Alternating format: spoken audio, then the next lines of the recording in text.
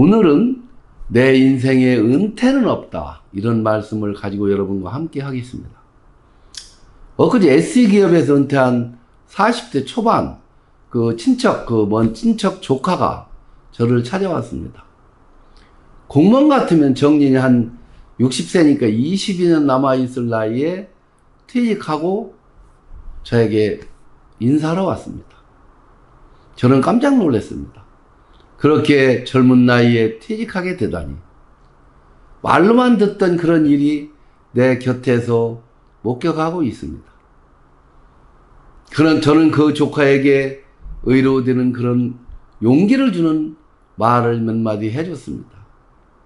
한 직장에서 퇴직은 있어도 인생 전체의 은퇴는 없다, 이렇게 말하면서 나 같은 경우에도 50대 중반에 첫 직장에서 나와서 제 취업에서 4년 정도 다니다가 다시 강사로 몇 년간 활동하고, 그리고 또 재취업하고 지금은 개인 사업자로 또 활동하고 있다, 이런 이야기를 해주면서 나는 곧 죽는 것이 은퇴다, 이런 각오로 오늘 또 열심히 일을 하고 있다고 말해줬습니다.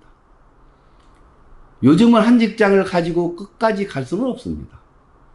자기 몸값을 올려서 프리랜서처럼 직장이나 비즈니스를 갈아타야, 몇 번을 갈아타야 노후까지 버틸 수 있는 것입니다. 그렇기 때문에 직장에서도 사람에게 충성하지 말고 자기가 하는 일과 기술 습득에 충성해서 어느 때 어디에 가서나 자기 가치로 먹고 살 수 있도록, 자기 가치를 발휘할 수 있도록 다듬어 나가야 한다, 저는 그렇게 생각합니다. 아타하라시마시미가 쓴 자기 가치를 높이는 기술 50가지라는 책을 보면, 첫째, 우선순위가 높은 대로 5개 항목을 써서 수첩에 끼워놓고 다니면서 2~3개를 집중적으로 처리하는 것이다, 이렇게 말하고 있습니다.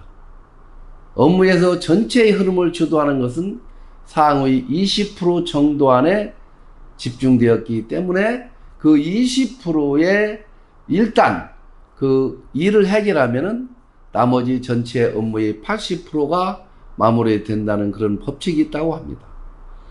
두 번째로, 결과를 낼 줄 아는 사람이 되자, 이렇게 말하고 있습니다. 보유한 능력에서 발휘하는 능력으로 바꿔야 된다고 합니다. 능력을 갖고 있는 것만으로는 의미가 없습니다. 갖고 있는 능력을 발휘해서 성과를 올리지 못하면 능력이 없는 것과 마찬가지라고 합니다. 누군가에게 인정받는다는 것은 능력을 얼마나 가지고 있느냐가 아니라 얼마나 발휘하느냐에 달려있는 것입니다. 100의 능력을 가지고 있는 A가 20의 결과밖에 내지 못하고 50의 능력밖에 없는 B가 열심히 노력해서 40의 결과를 냈다고 합시다. 여러분은 어느 쪽에 더 점수를 주겠습니까? 자신의 가치를 인정받기 위해 필요한 본질적인 요소는 연령이나 연공도 아니고 서열도 아니고 자기가 보유하고 있는 능력도 아닙니다.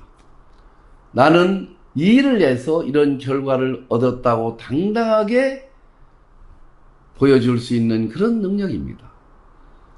셋째, 인간성을 위한 꿈이 있는 요소가 필요한데 상대방에 맞춰 대화하는 능력이라고 합니다. 대화에서 가장 중요한 것은 자신이 상대방에게 무엇을 말했는가가 아니라 무엇을 어떻게 전달했는가라고 합니다.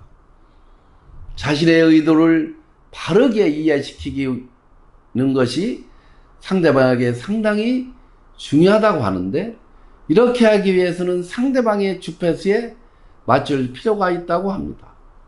타입별로 주파수를 맞추는데 중점을 두어야 하는 것은, 첫 번째로 처음 대면한 사람에게는 사전에 상대방에 관한 정보를 파악하는 것이 굉장히 중요하다고 합니다. 경력이나 취미, 특기, 관심사항 등입니다. 두 번째로는 신경질적인 사람은 예의를 갖추고 상대방의 이야기 흐름대로 맞춰주는 것이 중요하다고 합니다. 그리고 세 번째, 완고한 사람은 상대방을 존중하면서 이야기를 들어주는 것이 굉장히 좋다고 합니다. 그리고 네 번째, 성질이 급한 사람에게는 결론부터 말하고 서론이 필요 없고 우선 결론부터 말하고 설명하는 것이 굉장히 필요하다, 이렇게 말하고 있습니다. 그리고 다섯 번째, 자기중심적인 사람은 상대방의 우월감과 만족감을 느끼게 하면서 대화를 해야 한다고 합니다. 아무튼 우리들은 은퇴는 없다는 생각으로 모든 문제를 풀어나가면서 활력 있게 살아갈 필요가 있다고 봅니다.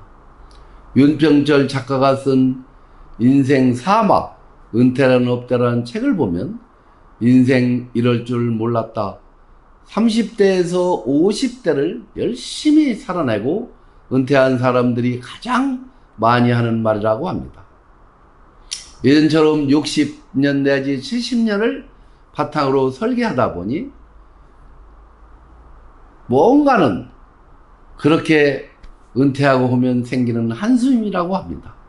많은 이들이 의학과 기술 발전으로 늘어난 수명에 따라 인생 주기가 달라졌다는 것을 알지 못했고, 또 알았다고 해도 주택 마련이나 자녀 교육 등 당면한 문제를 해결하는 데 급급하기 때문에 노후 준비에 엄두를 내지 못하게 되는 것입니다. 그러나 막상 은퇴 후에 맞이하게 되는 현실은 녹록지 않고 후회해도 이미 늦은 경우가 대부분입니다. 그렇게 많은 이들이 자신을 스스로 건사할 수 없는 81세 이후에 인생 사막에 들어서면 외롭고 쓸쓸한 시간을 보내게 된다고 합니다.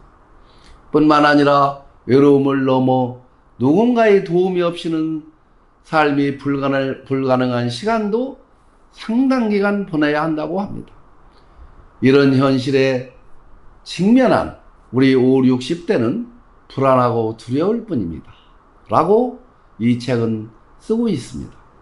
우리는 내 인생에 은퇴란 없다라는 자세로 하루하루를 열정적이고 행복하게 살아갈 필요가 있다고 저는 봅니다.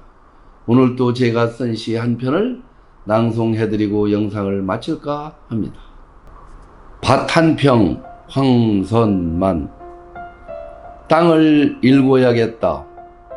한 평이라도 일궈서 밭을 갈고 씨앗을 뿌려야겠다.